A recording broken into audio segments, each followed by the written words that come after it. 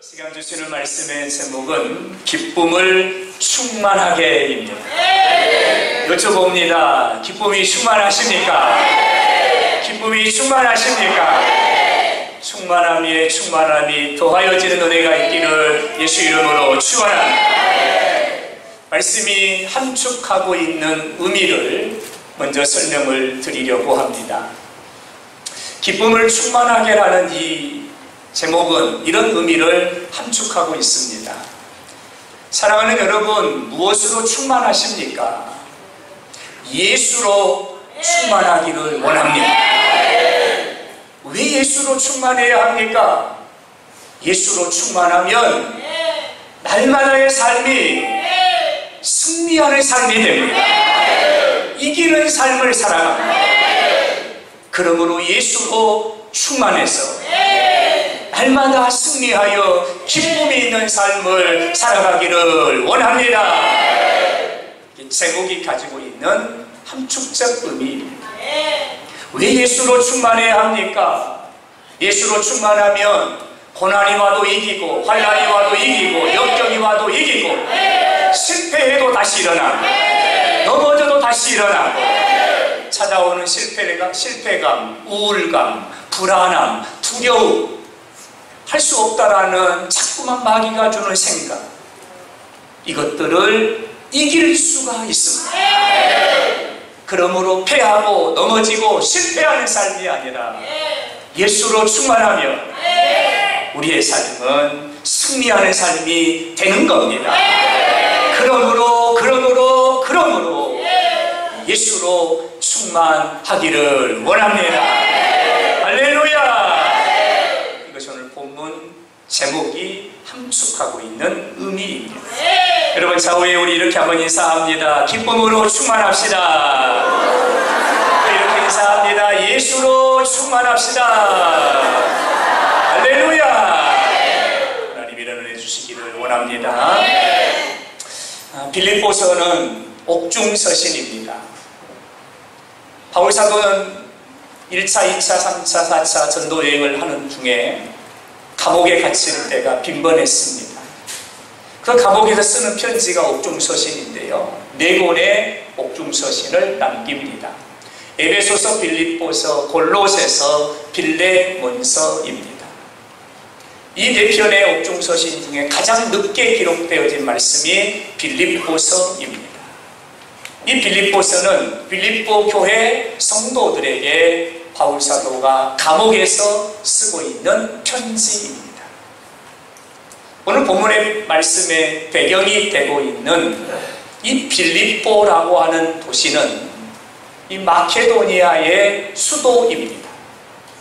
노마와 아시아를 잇는 교통의 요충지였고 동서를 연결하는 교통의 요충지였습니다. 이 빌립보에서는 금이 많이 채굴됐습니다. 그래서 경제적으로 부유한 도시, 풍요로운 도시, 작은 노마라고 일컬어진 도시가 바로 이 빌립보입니다. 이 빌립보라는 도시에 교회가 세워지는데 그 교회가 빌립보 교회입니다. 이 빌립보 교회는 어떻게 세워졌는가? 바울 사도에 의해서 세워집니다. 1차 전도여행을 마치고 돌아와 2차 전도여행을 기도로 준비하고 있었던 사도 바울은 1차 전도여행 때 복음의 씨를 뿌렸으나 아직 싹이 나지 않고 든든하게 세워지지 않았던 갈라디아라는 이 아시아 지역으로 다시 가기를 원했습니다. 그래서 물을 주고 싹이 나고 교회가 세워지고 성도들이 믿음 안에 든든히 세워져 가기를 바울 사도는 원했습니다. 그러나 사도행전 16장 9절에 보면 성령이 아시아에서 말씀을 전하지 못하게 하시거든 하나님이 막으셨습니다. 9절의 말씀을 보면 밤에 환상을 보여주시는데 마게도냐 사람 한 사람이 나와서 사도 바울을 향하여 손짓하여 이르되 이리로 건너와 우리를 도우소서. 이리로 건너와 우리를 도와주세요. 이 환상을 마게도냐 환상이라고 부릅니다. 사도 바울은 자신의 계획과 하나님의 뜻이 다르다라는 것을 깨닫고 자신의 계획, 뜻, 생각을 내려놓고 성령의 인도하심을 따라 빌립보로 가게 됩니다. 이게 제2차 전도 여행의 시작이고 유럽의 복음의 문이 열리는 역사적인 순간입니다. 빌립보에 도착해 보니까 복음의 편만한 역사를 준비하신 하나님께서 이미 예비해 놓은 사람이 있었습니다. 사도행전 16장 14절의 말씀을 보면 자색 옷감 장사로서 하나님을 섬기는 루디아라 하는 한 여자가 이미 하나님께서는 바울 사도를 보내시면서 한 사람을 예비해 놓고 계셨어요. 말씀을 전할 때 루디아의 마음이 뜨거웠다는 거예요. 이 시간 여러분에게도 뜨거운 역사가 있기를 바랍니다. 뜨거운 역사가 있기를 바랍니다. 루디아의 마음이 뜨거웠다는 거예요. 루디아가 세례를 받고 그의 가족이 세례를 받고 루디아가 자신의 집을 헌신합니다. 내어놓습니다. 루디아의 집이 빌립보 교회가 되어서 빌립보 교회가 세워지게 되었습니다. 하나님의 은혜로 빌립보 교회는 든든하게 세워져 가고 하루가 다르게 하나님 나라가 세워져 갑니다. 바울 사도는 또 다른 선교지 바로 데살로니가를 향하여 빌립보를 떠나게 됩니다. 바울 사도는 많은 교회를 세웠습니다.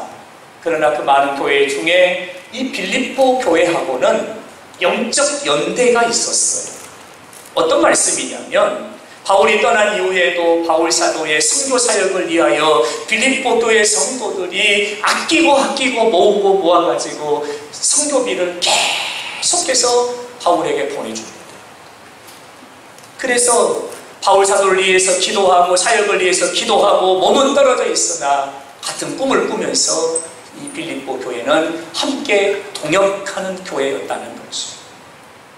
근데 어느 날 빌립보 교회에 소식이 들려옵니다. 사도 바울이 로마의 감옥에 갇혀 있답니다. 라는 소식이 들려옵니다.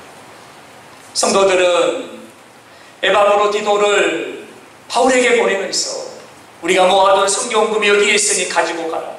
그리고 너는 가서 감옥에 갇혀 있는 사도 바울을 잘 돌보고 형편을 살피고 불편함이 없이 하라. 특명을 받고 디도는 바울을 만나기에 로마로 갑니다. 뜻하지 않는 손님을 맞이하게 된 사도 바울.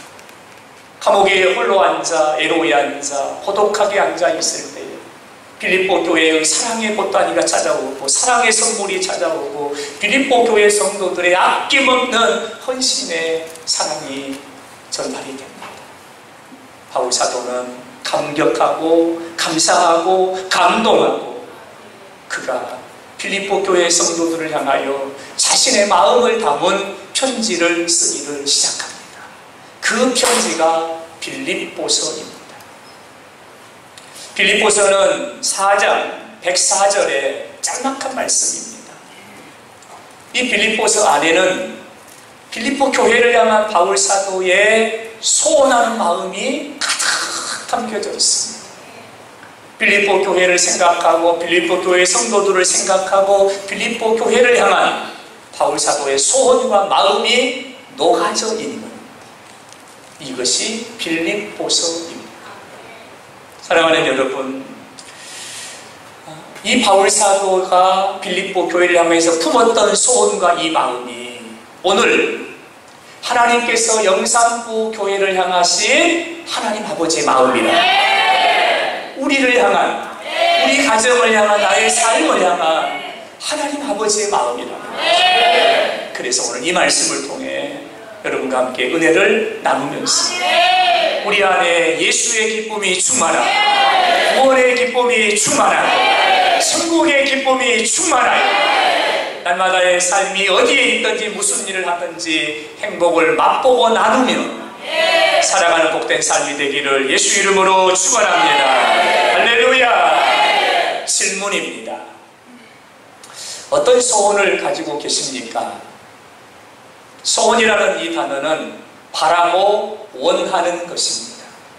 이 땅을 살아가는 모든 사람들은 바라고 원하는 것이 다 있지요. 자녀를 향한, 직장을 향한, 사업을 향한, 교회를 향한, 지역사회를 향한 바라고 원하는 소원이 다 있습니다. 여러분은 어떤 소원을 가지고 계십니까? 이 질문을 드리는 이유는 내가 품은 소원이 나의 생각의 방향이 됩니다. 내가 품은 그 소원이 꿈을 꾸게 합니다. 내가 품은 그 소원이 나의 발걸음을 나아가게 합니다.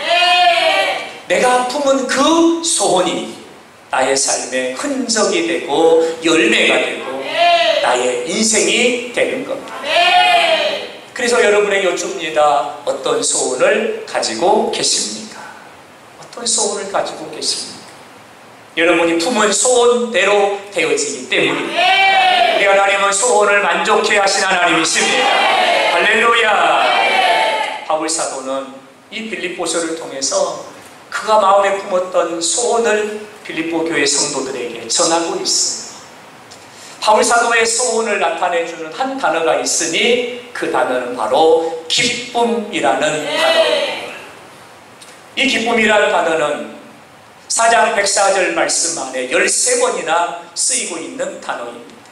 빌립보서의 주제 단어요, 이끌어가는 단어요, 1장, 2장, 2장, 3장, 3장, 4장을 장을 연결해주는 단어가 바로 이 기쁨이라는 단어입니다. 어떻게 보면 빌립보서는 기쁨이 시작으로부터 끝까지 기쁨이 한가득입니다. 그래서 빌립보서를 기쁨의 서신이라고 우리가 말하는 겁니다. 바울 사도가 빌립보 교회를 향하여 성도들을 향하여 품었던 소원은 바로 이것입니다. 기쁨으로 충만하여 기쁨이 충만한 교회, 기쁨으로 충만하여 기쁨이 충만한 가정, 기쁨으로 충만하여 기쁨이 충만한 삶을 살아가기를 원합니다. 바울 사도가 빌립보 교회를 향하여 성도들을 향하여 품었던 소원입니다. 다시 한번 말씀을 드려볼까요? 하나님이 우리 교회를 향하여 이런 마음을 가지고 계세요. 영상부 교회야, 기쁨으로 충만하여 기쁨이 충만한 교회를 세우라. 기쁨으로 충만하여 기쁨이 충만한 가정을 세우라. 기쁨으로 충만하여 날마다의 삶이 기쁨이 흘러 넘치는 삶이 되어지기를 원하노라. 하나님 아버지의 마음이라는 거예요. 바울의 소원이고 아버지의 마음이고 여기에 저의 마음과 저의 소원을 더해서 여러분에게 이렇게 말씀을 드립니다. 이 소원이 여러분의 소원이 되기를 바랍니다. 옆에 있는 분을 보고 축복할까요? 기쁨으로 충만하여 기쁨이 충만한 교회, 기쁨이 충만한 가정, 기쁨이 충만한 삶이 되기를 축복합니다. 이런 은혜가 있게 되기를 예수 이름으로 축원합니다. 오늘 본문의 말씀을 주목하실까요? 오늘 본문 2장 4절에 보면 기쁨을 충만하게 하라. 여러분 이 말씀이 있어요. 지난 한 주간 이 말씀이 저를 붙잡았고 저와 함께 했던 말씀인데요. 기쁨을 충만하게 하라는 이 말의 의미는 이런 의미입니다. 여러분, 나는 너무 기쁩니다. 여러분도 나처럼 기뻤으면 좋겠습니다. 이 말입니다. 여러분, 나는 너무 행복합니다. 여러분도 나처럼 행복했으면 좋겠어요. 내가 누리는 기쁨, 내가 맛보는 기쁨, 내가 경험하는 기쁨, 이 기쁨이 여러분에게 있어 여러분도 맛보고 여러분도 경험하고 여러분도 누리며 살아가기를 원합니다. 여러분, 내가 지금 감옥에 있다고 나 때문에 염려한다며요, 나 때문에 걱정하고 있다며요, 내가 어떻게 있을까, 어떻게 먹고 있을까, 어떻게 잠을 자고 있을까, 나 때문에 걱정하고 있다며요. 걱정하지 마세요. 걱정하지 마세요. 나는 감옥에 있으니 기쁨입니다. 안에 있으나 밖에 있으나 나를 통하여 전해지는 것은 그리스도 예수이니, 나를 통해 전해지는 것은 예수이니 밖에 있음이 무엇이요 안에 있음이 무엇입니까? 여기서도 예수의 복음이 전해지고 있으니 나는 그것으로 기쁩니다. 그것으로 기쁩니다. 내가 갇혀있다고 염려하지 마세요. 나는 기뻐요. 내가 못 먹고 헐벗고 매 맞고 있다고 걱정하시나요? 걱정하지 마세요. 나는 매를 맞아도 기뻐요. 저들에게 예수의 복음을 전할 수 있기 때문에. 나는 기쁘니 형제들아 기쁘라 기뻐하라. 나는 기쁘니 너희도 기뻐하라. 그러면서 나의 기쁨의 충만함이 여러분에게도 충만하기를 원합니다. 3장 1절에 보면 형제들아 주 안에서 기뻐하라 기뻐하라. 4장 4절에 보면 내가 다시 말하고 또 다시 말하고 또 다시 말하니 나 때문에 염려하지 말고 내 안에 기쁨이 너희 안에 있어 너희도 기뻐하기를 원하노라. 할렐루야. 이게 바울 사도의 간절한 소원인 거죠. 내가 맛보는 기쁨, 내가 경험하는 기쁨, 내가 누리는 기쁨, 이 기쁨이 여러분에게도 당신에게도 당신의 가정에도 당신의 삶에도 그대로 나타나기를 원합니다. 바울 사도의 마음의 간절한 소원입니다. 근데 여러분, 이 소원이요 바울의 소원이 아니더라고요. 누구의 소원일까요? 하나님 아버지의 소원이에요. 하나님 저와 여러분을 보시면서 하나님이 이런 마음을 가지고 계시는 거예요. 아들아 나는 너로 인해 너무 기쁘구나. 아들아 나는 너를 보기만 해도 기쁘구나.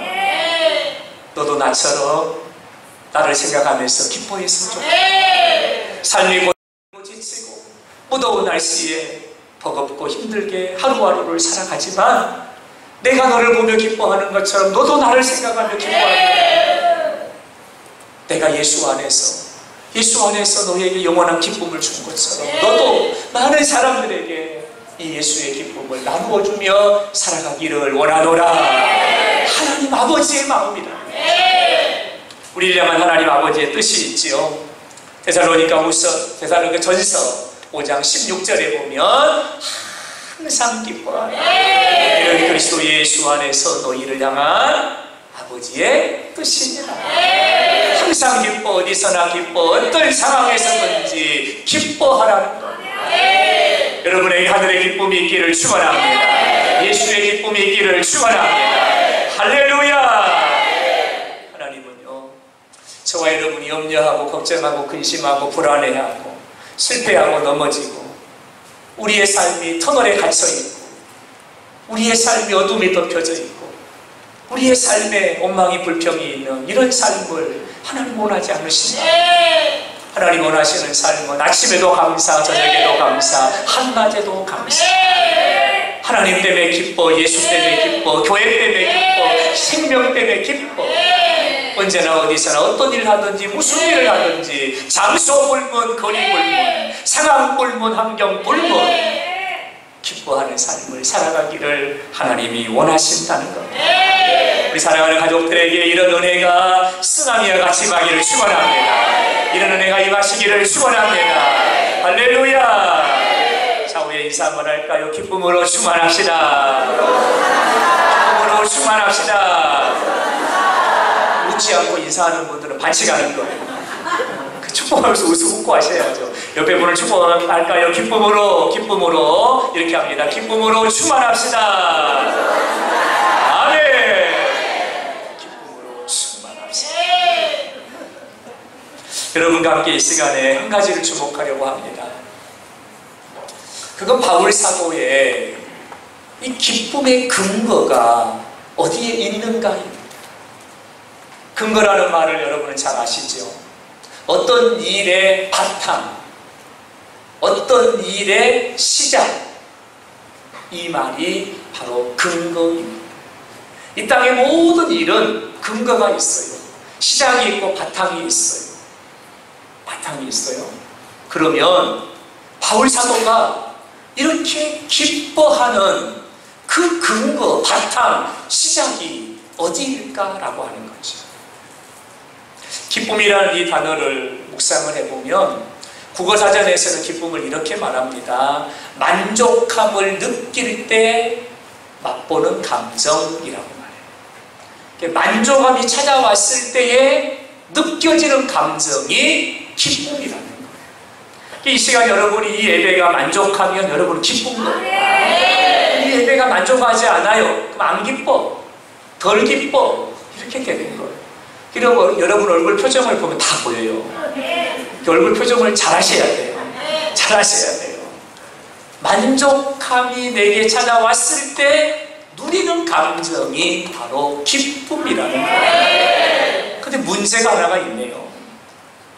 바울의 환경, 바울의 상황, 바울의 처지를 보면 기뻐할 수 없는 환경이고 기뻐할 수 없는 처지라는 거죠. 지금 바울 사도는 어디에 있습니까? 감옥에 있습니다. 아주 극나라기로, 악나라기로 유명한 로마의 감옥에 갇혀 있는 거죠. 당시 로마의 감옥은 이렇게 기록해요. 역사학자 요세푸스는 습하고 차갑고 어둡고, 여러분 상상이 되시는가요? 습합니다. 차갑습니다. 어둡습니다. 이게 당시의 로마의 감옥입니다. 로마의 감옥은 사람인데 사람 대접하지 않고 사람인데 사람의 인격을 인정하지 않는, 거기에 갇혀있는 사람을 개와 돼지와 같이 여겼다라고 기록합니다. 이 로마의 감옥에 들어가면 사람이 죽어서 시체로 나가는 것이 다반사예요. 세 가지 이유 때문이에요. 첫째, 배고파서. 두 번째, 추워서. 세 번째, 메맞다. 이게 로마의 감옥이에요. 밥을 안 주니까 배고파서 죽는 거예요. 갖다 버려요. 추운데 이불을 안 줘요. 벌벌벌벌 떨다가 얼어 죽어요. 갖다 버려요. 아침에도 매 맞고 낮에도 매 맞고 저녁에도 매 맞고 하루 왼종일 채찍에 맞고 매를 맞아요. 로마의 감옥이에요. 들어갈 때는 걸어서 들어가는데 나올 때는 죽은 시체가 되어서 나오는 것이 로마의 감옥이에요. 근데 지금 바울 사도가 여기에 있는 거예요. 그러면 만족함이 있을 때 느끼는 감정이 기쁨이라고 했잖아요. 그러면 바울 사도가 기뻐할 수 없잖아요. 기뻐할 수 없잖아요. 어떻게 기뻐할 수가 있습니까? 기뻐할 수 없는 상황이잖아요. 환경이 좋아야 기쁘죠. 남들이 맛보지 못한 걸 맛보고, 남들이 먹지 못한 걸 먹고, 남들이 누리지 못한 것을 누리고, 남들이 얻지 못한 걸 얻고, 가난한 게 아니라 부요하고, 없는 것이 아니라 있고, 낮은 것이 아니라 높아야 만족하지요. 기뻐하지요. 감사하지요. 근데 그 어느 것 하나도 바울 사도에게는 없습니다. 없습니다. 근데 놀라운 사실은 바울 사도는 이렇게 고백합니다. 나는 기뻐하고 또한 기뻐한다. 나는 기쁘고 나는 기쁘고 나는 기쁘고 나는 기쁩니다. 이렇게 말한다. 어떻게 된 일일까요? 어떻게 된 일일까요? 이해할 수 없는 상황이죠. 도저히 이해할 수 없는, 설명이 되지 않는 상황이죠. 그러면 우리는 아니 바울이 이렇게 기뻐하는 근거가 뭐냐는 거예요. 이 기쁨의 출발, 태동, 이 기쁨의 바탕이 뭐길래 바울 사도는 환경을 뛰어넘어 이렇게 기뻐할 수 있느냐는 거죠. 우리가 이 빌립보서의 말씀을 쭉 묵상을 해보면 한 가지의 사실을 우리가 붙잡게 되는데요. 이 바울의 편지를 이렇게 분석을 해보잖아요. 바울의 편지를 수사학적으로, 문법적으로 분석을 해보면 바울의 말에 주어가, 목적어가 그리스도 예수라는 겁니다. 이게 빌립보서의 특징, 보석입니다. 그가 쓰는 말, 그가 하는 말, 그가 지금 쓰고 있는 편지의 내용을 보면 주어가 내가 아니고 예수입니다. 어떤 말을 하는데 그 말의 목적어가 나를 위해서가 아니라 그리스도 예수. 이게 그의 기쁨의 근거예요. 빌립보서 1장 1절, 이 편지의 수신자가 누구인가를 밝히지요. 바울은 이렇게 밝히는 거예요. 그리스도 예수의 종, 바울은 자기 자신을 소개하는데 뭐라고 소개해요? 나는 길리기아 다소에서 났고, 나는 유대인 중에 유대인, 히브리인 중에 히브리, 나는 바리새인 중에 바리새인. 이렇게 자기를 소개하지 않아요. 뭐라고 소개해요? 나는 그리스도 예수의 종입니다. 이렇게 소개하는 거예요. 편지를 쓰는데 그리스도 예수 안에서 편지하노라. 야, 내가 쓰고 싶어 쓴다. 아니요. 내가 너에게 할 말이 있어 쓴다. 아니요. 그리스도 예수 안에서 이 편지를 쓴다. 여러분, 바울의 말의 주어와 목적어가 그리스도 예수라는 거죠. 빌립보서 1장 2절의 말씀을 보면 인사해요. 성도들에게 인사를 하잖아요. 편지를 쓰면 인사하잖아요. 그 인사를 보세요. 그리스도 예수로부터 은혜와 평강이, 그리스도 예수로부터 은혜와 평강이 너희에게 있을지어다. 그리스도 예수 앞으로부터 은혜와 평강이 너희에게 있을지어다. 1장 8절의 말씀을 보면 이 편지를 쓰고 있는 바울 사도의 마음을 표현을 해요. 지금 내 마음이 어떻다? 이런 마음이라는 게 마음의 색깔이 다양하잖아요. 빨주노초 파란보잖아요. 마음의 색깔이 다양하고 마음의 무게가 다양하고 마음의 표현이 다양하겠지요. 근데 그는 뭐라고 표현하냐면 내 마음이 그리스도 예수의 심정으로. 이게 바울의 모습이에요. 예수 그리스도의 심정으로 너희들에게 이 편지를 쓴다. 바울이 지금 바울의 기쁨의 근거가 어디에 있는가를 보여주는 거죠. 1장 11절의 말씀을 보면 이 빌립보 교회 성도들을 축복합니다. 축복하는데요, 예수 그리스도로 말미암아 의의 열매가 여러분에게 가득하기를 축복합니다. 예수 그리스도로 말미암아, 예수로 말미암아 축복합니다. 그로 이어지는 말씀들은 지금 권면하는 말씀들인데요. 1장 27절의 말씀을 보면 오직 너희는 그리스도의 복음에 합당하게 생활하라. 2장 5절 너희 안에 이 마음을 품어라. 선한 마음, 착한 마음 그렇게 말하지 않아요. 예수의 마음을 품어라. 예수의 마음을 품어라. 3장 1절의 말씀 나와 나의 형제들아 주 안에서 기뻐하라. 예수 안에서 기뻐하라. 3장 14절의 말씀을 보면 그리스도 예수 안에서 부르신 상을 위하여 달려가노라. 4장 13절의 말씀을 보면 내게 능력 주시는 자 안에서 내가 할 수 있느니라. 여러분, 우리는 여기서 발견하죠. 바울의 말의 주어와 목적어가 바로 그리스도 예수라는 거죠. 그의 기쁨의 근거가 다른 데 있지 않고 그의 기쁨의 근거가 바로 예수였고, 나감이 예수요, 붙잡힘이 예수요, 바라봄이 예수요, 기대함이 예수요, 품은 마음이 예수요. 여러분, 그의 삶의 근거가 바로 예수였다라고 말하는 거예요.